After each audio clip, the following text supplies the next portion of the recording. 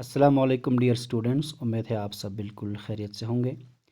बच्चों, कल आपने देखा था कि एक न्यूक्लियोटाइड के जो कंपोनेंट्स होते हैं जैसे नाइट्रोजनस बेस, पेंटोस शुगर और फास्फेट, इन तीनों के दरमियान किस कस्म के बॉन्डिंग होता है और किस तरह से ये आपस में लिंक रहता है, ये आपने कल समझा था। थोड़ा सा रिकेप करते हैं बच्चों कि जो नाइट्रोजनस बेस हैं और जो पेंटोस शुगर है, इनके दरमियान एक बॉन्ड रहता है। इस बॉन्ड को हम ग्लाइकोसिडिक बॉन्ड कहते हैं। क्या कहते हैं? ग्लाइकोसिडिक बॉन्ड या ग्लाइकोसिडिक लिंकेज। ये ग्लाइकोसिडिक लिंकेज बच्चों, अगर एक प्यूरीन बेस, एक नाइट्रोजनस बेस जो प्यूरीन हो, उसका और एक पेंटोस शुगर के दरमियान बने, तब इस लिंकेज को हम बीटा N9 ग्लाइकोसिडिक लिंकेज कहते हैं। क्योंकि इसमें जो शुगर है वो प्यूरीन के N9 के साथ लिंक रहता है, मगर इसमें शुगर का क्योंकि कार्बन नंबर 1 इन्वॉल्व है, इसलिए इस लिंकेज को आप C1N9 ग्लाइकोसिडिक लिंकेज भी कह सकते हो। ठीक है, तो प्यूरीन नाइट्रोजनस बेस और पेंटोस शुगर के दरमियान जो ग्लाइकोसिडिक बॉन्ड बनता है उसको आप बीटा N9 ग्लाइकोसिडिक लिंकेज भी कह सकते हो और C1N9 ग्लाइकोसिडिक लिंकेज भी कह सकते हो। लेकिन अगर बेस पैरामिडीन हो, अगर सिंगल रिंग वाली पैरामिडीन नाइट्रोजनस बेस हो, जैसे साइटोसिन है, थायमीन है, यूरासिल है, तो वहाँ पर क्या होता है, ये जो पेंटोस शुगर का कार्बन नंबर 1 है वो पैरामिडीन नाइट्रोजनस बेस की N1 के साथ लिंक होती है। उस वक़्त उस ग्लाइकोसिडिक लिंकेज को आप बीटा N1 ग्लाइकोसिडिक लिंकेज कहते हैं, या उसको आप C1N1 ग्लाइकोसिडिक लिंकेज भी कह सकते हो, क्योंकि कार्बन नंबर 1 इन्वॉल्व है N1 के साथ लिंक करने में। ठीक है बच्चों, ओके। तो ग्लाइकोसिडिक बॉन्ड के अलावा और एक बॉन्ड भी होता है बच्चों न्यूक्लियोटाइड में, और वो बॉन्ड बनता है फास्फेट और शुगर के दरमियान।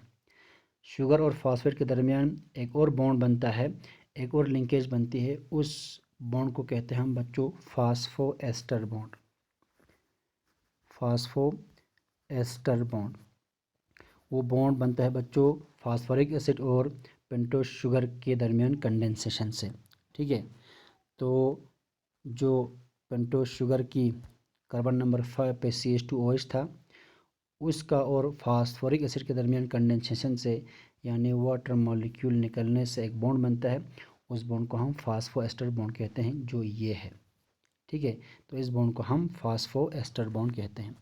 तो इस तरह से आपने देखा कि एक न्यूक्लियोटाइड में जो कंपोनेंट्स होते हैं वो दो किस्म के लिंकेज से आपस में लिंक रहता है। एक ग्लाइकोसिडिक लिंकेज, एक ग्लाइकोसिडिक लिंकेज, और दूसरा फास्फो एस्टर लिंकेज।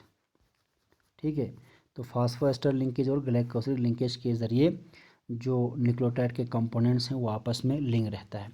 ठीक है बच्चों, अब चूंकि हम DNA पे फोकस करने वाले हैं, तो हम देखेंगे बच्चों कि वो कौन से न्यूक्लियोटाइड्स हैं जिनसे DNA बनता है।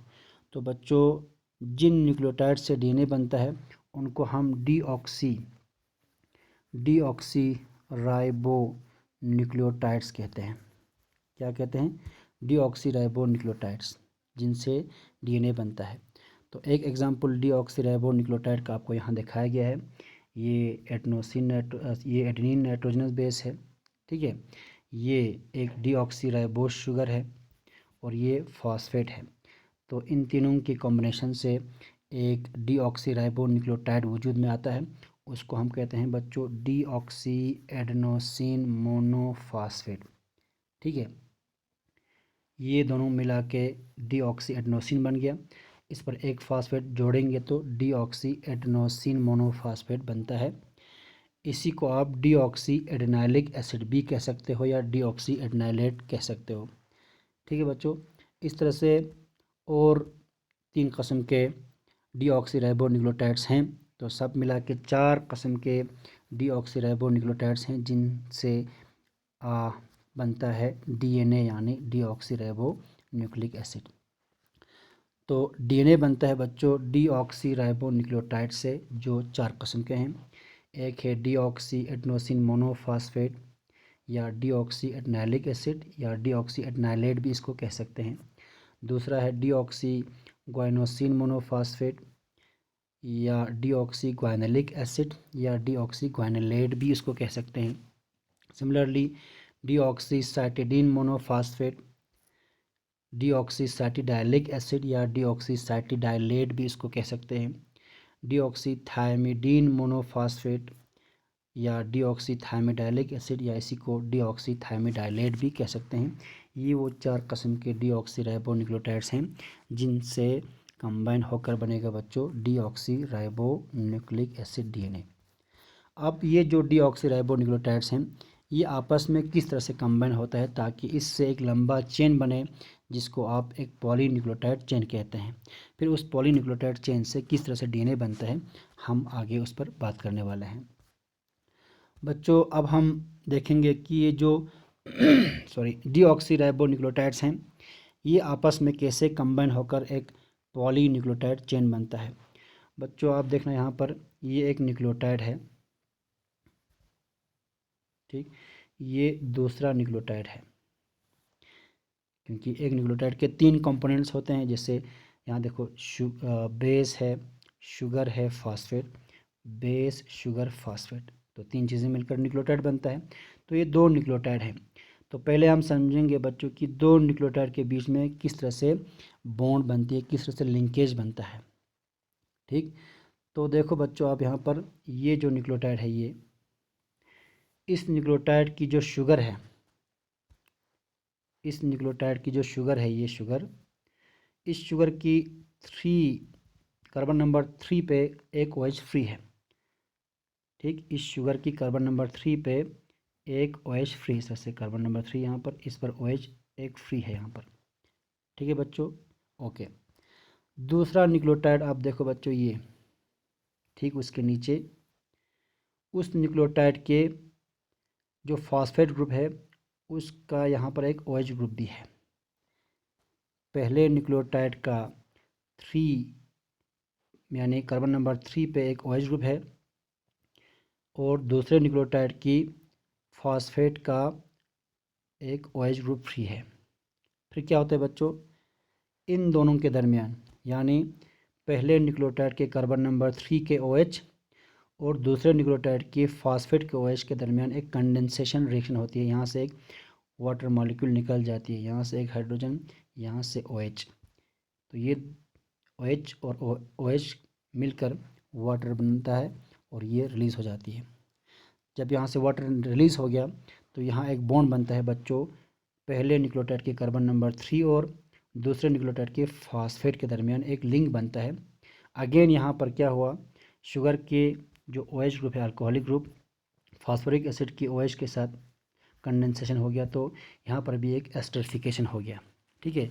तो जो बॉन्ड बनता है यहाँ पर अगेन एक एस्टर बॉन्ड बन गया बच्चों। क्योंकि इसमें फॉस्फेट इन्वॉल्व है इसलिए इसको हम फास्फो एस्टर बॉन्ड कहते हैं। सॉरी देखो ये जो बॉन्ड बना यहाँ पर वाटर रिलीज़ हो गया और पहले न्यूक्लियोटाइड के जो शुगर हैं पेंटो शुगर उसकी कार्बन नंबर 3 और दूसरे न्यूक्लियोटाइड के फॉस्फेट के दरमियान एक लिंक बन गया। यहाँ पर देखो ये लिंक बच्चों, यहाँ दिखाता हूँ मैं, ये लिंकेज है ना, यहाँ POC, C मतलब carbon number 3 of pentose sugar और दूसरे न्यूक्लियोटाइड के फॉस्फेट के दरमियान O के थ्रू एक लिंक बन गया। इस लिंक को हम कहते हैं बच्चों फास्फो एस्टर लिंकेज, ठीक है। तो एक फास्फो एस्टर लिंकेज के ज़रिए ये न्यूक्लियोटाइड्स आपस में जुड़ गए, ठीक है बच्चों। तो इस तरह से एक न्यूक्लियोटाइड दूसरे न्यूक्लियोटाइड के साथ जुड़ जाता है फास्फो एस्टर लिंकेज के थ्रू, ठीक है। तो इस तरह से 2 न्यूक्लियोटाइड जुड़ गए। इसी तरह से तीसरा न्यूक्लियोटाइड भी जुड़ सकता है, उसके साथ चौथा भी जुड़ सकता है, पांचवां भी जुड़ सकता है। इस तरह से एक एक करके ये जोड़ कर एक पॉलीमर बन सकता है, उसको हम पॉलीमराइजेशन ऑफ न्यूक्लियोटाइड्स कह सकते हैं। तो जब न्यूक्लियोटाइड्स पॉलीमराइज हो जाएंगे तो बहुत सारे न्यूक्लियोटाइड का एक चेन बनेगा, उसको हम पॉलीन्यूक्लियोटाइड चेन कहते हैं, ठीक है बच्चों, ओके। तो यहाँ एक चीज़ और समझना है आपको बच्चों कि 2 न्यूक्लियोटाइड्स के जो शुगर्स हैं उनके दरमियान 2 फास्फोएस्टर बॉन्ड है। एक फास्फोएस्टर बॉन्ड ये वाला, ये पहले बना था जब न्यूक्लियोटाइड्स बन रहे थे। अब अभी 2 न्यूक्लियोटाइड्स की जुड़ने से और एक फास्फोएस्टर बॉन्ड बना ये।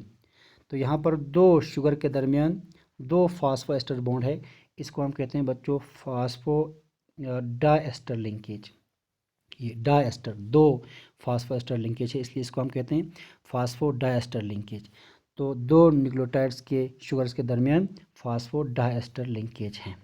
ठीक है, ये भी आपको समझना है। और एक इम्पॉर्टेंट चीज़ें आपको ये समझना है बच्चों, ये जो पॉलीन्यूक्लियोटाइड चेन बनेगा, अभी तो 2 कंबाइन होकर बनी, ठीक है, अब 3 4 5 इस तरह से एक लंबा सा चेन बन सकता है। तो ये जो पॉलीन्यूक्लियोटाइड चेन बनेगा उसके 2 एंड्स होंगे बच्चों, ये बड़ा इंपॉर्टेंट आपको याद रखना है। उसके 2 एंड्स होंगे, उसके 2 सिर्रे होंगे। एक एंड ये वाला साइड और एंड ये वाला साइड, 2 एंड्स होंगे एक पॉलीन्यूक्लियोटाइड चेन के। एक एंड को हम कहते हैं बच्चों 5 प्राइम एंड, 5 प्राइम एंड कहते हैं एक एंड को। दूसरे एंड को कहते हैं बच्चों 3 प्राइम एंड।